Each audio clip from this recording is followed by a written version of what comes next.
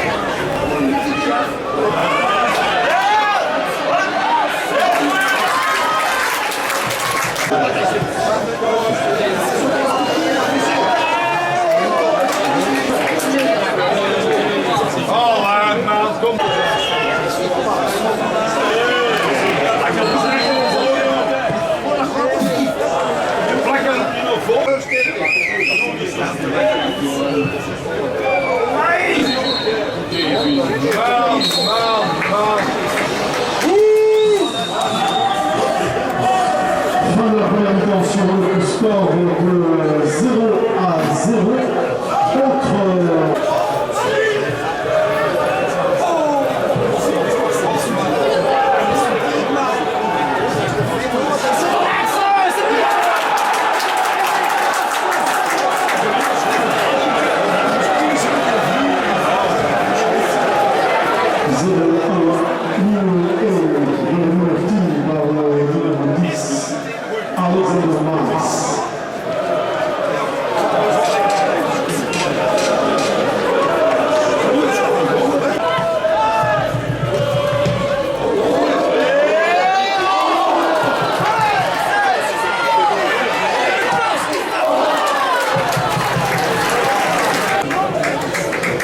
changement pour le RFC Serra sera le numéro 9, Manuel Arteaga, rentre au jeu à la place du...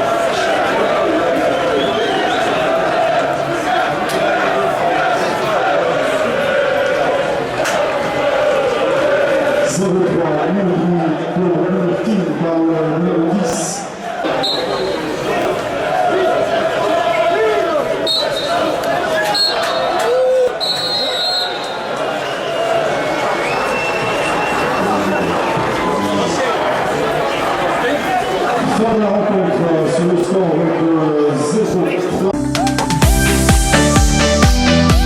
Lucas, 0-3, on peut admettre que c'est un score un peu forcé, ça aurait pu tomber de n'importe quel côté. Malheureusement, ça ne tombe pas pour nous. Oui, 0-3, je trouve que c'est forcé. Après, on a eu des occasions pour revenir, notamment le penalty non accordé. On a eu beaucoup de grosses occasions. Et eux, ils marquent 3 buts en deuxième mi-temps. Et réellement, ils n'ont eu que 3 occasions en deuxième mi-temps. Et c'est ça qui est dommage. C'est une équipe expérimentée, c'est des joueurs qui ont joué plusieurs années au plus haut niveau. C'est peut-être ce qui manque encore à cette jeune équipe de Seraing, mais est-ce qu'on sent quand même que l'expérience, que ça prend forme au niveau du groupe? C'est vrai que c'est une très très belle équipe, on va pas se mentir. Ils ont des grands joueurs. Après, on sentait que le rythme il était plus élevé par rapport aux autres matchs. Mais je pense qu'on a pris la température assez rapidement et on a répondu présent une bonne partie du match malgré le score large. Et comme souvent, première phase, premier but sur un moment de flottement, un moment d'hésitation. Et puis c'est quand on est mené au score qu'on commence à faire jeu égal, voire à prendre le dessus sur l'équipe adverse. Ça devient un peu un scénario habituel, non, du côté de Seraing? Oui, je trouve que c'est dommage qu'on pousse uniquement quand on prend un but, parce qu'on peut le faire bien avant. Après, on prend le premier but sur un flottement, comme vous avez dit. Le deuxième, moi je suis sur la touche, l'arbitre il ne me fait pas rentrer directement. Je dois taper un sprint de 40 mètres pour revenir, c'est sûr que c'est pas évident. Mais après, comme je l'ai dit, on a eu les occasions pour revenir et puis ça n'a pas tourné de notre côté. On sent de la frustration dans le vestiaire. Les 20 dernières minutes de l'arbitre n'ont pas été des plus cohérentes, notamment sur le deuxième but. C'est vrai que la défense est un peu désorganisée parce que tu es sur le bord de la touche. Quelques phases un peu litigieuses à 10-15 minutes de la fin qui auraient pu remettre l'équipe en selle. Oui, il a perdu le fil du match, tout simplement. S'il siffle le penalty, je pense que c'est à la 80e. On le transforme 2-1 à la 80e, ça peut refaire 2-2, peut-être 3-2, on ne sait pas. Un match, ça va vite. Prochaine échéance, vendredi soir, Vigor-Ham. C'est toujours possible, ça devient de plus en plus difficile, mais le top 4 n'est pas encore définitivement perdu. Non, c'est toujours possible. De toute façon, on ne va pas se mentir, c'était pas le match forcément à gagner. Il reste 7 matchs. Les 7 derniers matchs, il faut prendre le plus de points possible. On y croit toujours. On n'a que 7 points de retard sur le 4e. C'est pas grand-chose avec un match en moins, donc tout est possible. Merci Lucas. Max, jamais simple de se retourner 3 fois dans ses filets, surtout quand on a fait une bonne prestation. 0-3 un peu forcé? Ouais, ça fait mal. Ce qu'il y a, c'est qu'encore une fois, on a manqué de chance. C'était énorme ici. Si le ballon va sur la latte, je pense que c'est un autre match. Puis on a pressé sur les 3 dernières et ils sont sortis, ils ont mis le dernier goal. Puis après, mais ils ont rien fait, ils ont rien eu en deuxième mi-temps parce qu'on les a pressés. Je sais pas s'il fallait faire ça avant ou pas, mais bon, ici ça fait mal. Le 3-0 fait très mal. Mais bon, c'est quand même le Berscott, c'est pas n'importe quoi, ils ont pas mal joué non plus. Donc, En même temps, c'était face à une équipe expérimentée, le leader de la compétition. avec des joueurs qui ont connu le plus haut niveau, qui ont connu pratiquement la Division 1 pendant plusieurs années. Mais même question qu'à Lucas Toussaint tout à l'heure, est-ce que ce n'est pas un scénario connu dans les rangs des métallos où on a l'impression qu'on commence à presser et à prendre le jeu à son compte quand on est mené? Parce que le but, il arrive sur une phase, un moment de flottement. Et puis à ce moment-là, on commence réellement à jouer et on fait jeu égal avec la meilleure équipe de la série.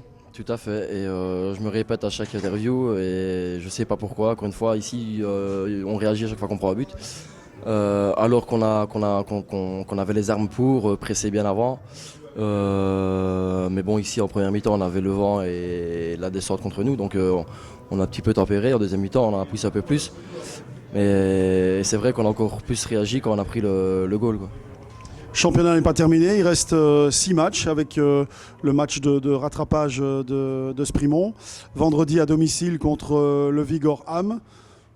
Rien n'est perdu pour le top 4, même si ça devient difficile. Tout est encore possible. Quand on voit les résultats d'hier soir, il y a des équipes qui sont devant nous qui ont perdu des points contre des équipes beaucoup plus mal classées. Oui, tout à fait. C'est un championnat où tout le monde gagne contre tout le monde. Et ici, on va devoir prendre match par match. Et ici, mathématiquement, rien n'est joué. Donc on va jouer à fond et on va se battre chaque match. On se remet à l'ouvrage demain matin. Merci Max. Merci à vous. Philippe Gaillot, bonjour, vous êtes le directeur technique du FC Metz. Vous êtes venu ici dans le cadre du partenariat qui lie notre club avec Metz. Qu'est-ce que vous avez pensé du match tout d'abord ?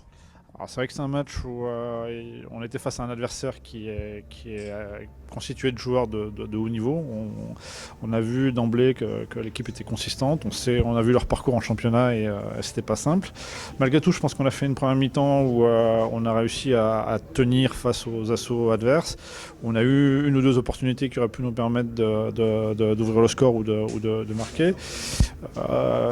Maxime Mignon a fait un grand match parce qu'il a fait une très bonne première mi-temps et c'est vrai qu'à la mi-temps on a je pense été assez costaud et toutes les chances semblaient encore exister pour la deuxième partie. C'est vrai qu'on est rentré un peu timidement dans la deuxième mi-temps avec tout de suite un but encaissé et c'est vrai que ça nous a un peu assommés.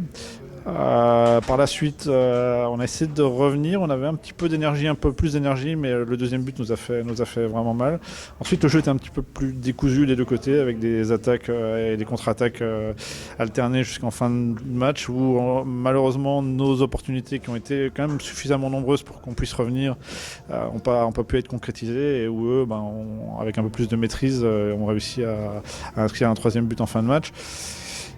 Je pense pas que ça justifie l'écart qu'il y a entre les deux clubs. Je pense que le score est même très sévère par rapport aux quantités d'occasions qu'il y a eu de part et d'autre. Maintenant, voilà, c'est des matchs pour apprendre. Je pense qu'il y a beaucoup de joueurs qui aujourd'hui ont appris beaucoup, notamment les jeunes joueurs qui sont placés par le FC Metz, pour qui ce genre de match correspond bien à ce qu'on souhaite avoir comme étape dans leur progression. Et ça, c'était vraiment très intéressant. Vous avez parlé de timidité, vous avez parlé d'apprentissage, vous avez dit aussi que le score était forcé, et là on vous rejoint et les joueurs qui ont été interviewés juste avant vous le pensent aussi.